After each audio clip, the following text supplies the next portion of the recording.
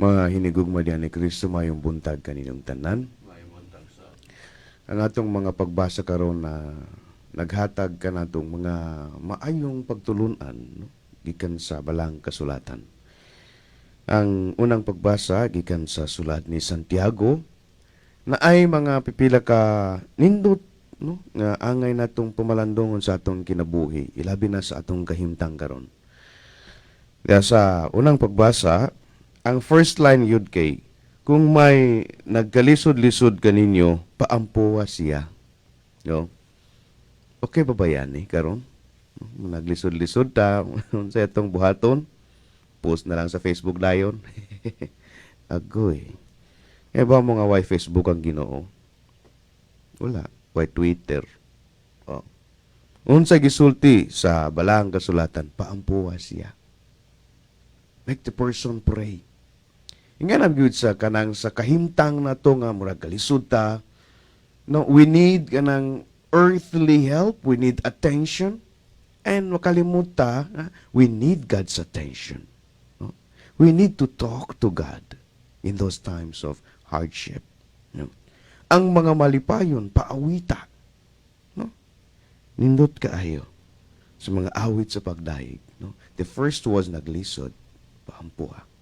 Second is the happy ones. Let them praise the Lord. No, kana bitaw nga in any given situation in our life, we always find a place for God. And indeed, naa ang Ginoo. Usahay kay makalimot ra gyud ta. No? Padala ra gyud ta sa kahimtang. The second part is ang sacrament of anointing. No? Kung naay masakiton, tawag og pare to bless.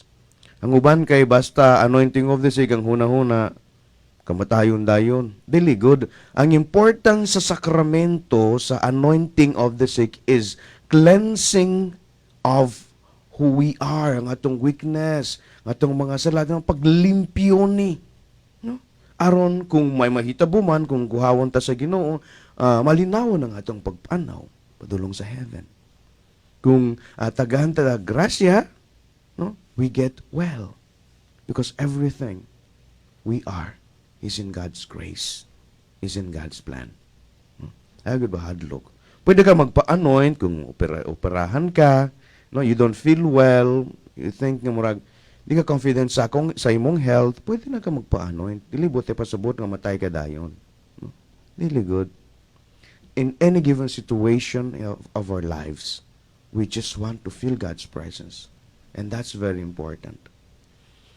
Sa atong ebanghelyo karon, na nagdala og mga bata kang Jesus, aron pandalanginan niya. Kini gud usa ni sa mga beautiful cultures of the Philippines. Diba? Muamin ang mga bata, usahay mga tigulang, no? Mga batanon, duol sa mga elderly people, sa mga pare, to ask for blessing. No? Mano po, amin ko, Father. Diba? This is the gospel put into culture. And it's beautiful. Because the best thing we could give to one another is nothing more than blessing. It's beautiful to say, bless you. God bless you. It's amazing. Pero kinahanglan kung na kinasing-kasing. Dili ka ng plastikan na iba. Bye, God bless.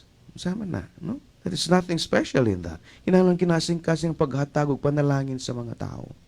Very important. Mga kaigsuunan, karon makalimut ta, what is important in life is appreciating God's blessing. Jesus, sa atong ebanghelyo, naghatag kanato og maayong panig-ingnan unsaon ang pag-bless ilabi na sa mga bata, pag-bless ita mga tawo sa atong mga palibot, because everything we do should be a blessing to one another. The ending sa atong unang pagbasa, it says, pray for one another. No? Forgive one another.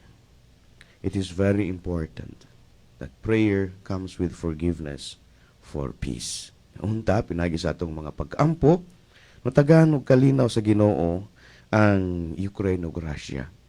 So that all the victims will be restored back to their places. No? Kaya hindi na unta mo escalate ni ining gubot Yes, sa atong tawhanong kahuyang, we appreciate war, we see things na not nice, pero sa atong Kristohanong pagkatao, pag-ampo, we pray for peace, forgiveness, and love.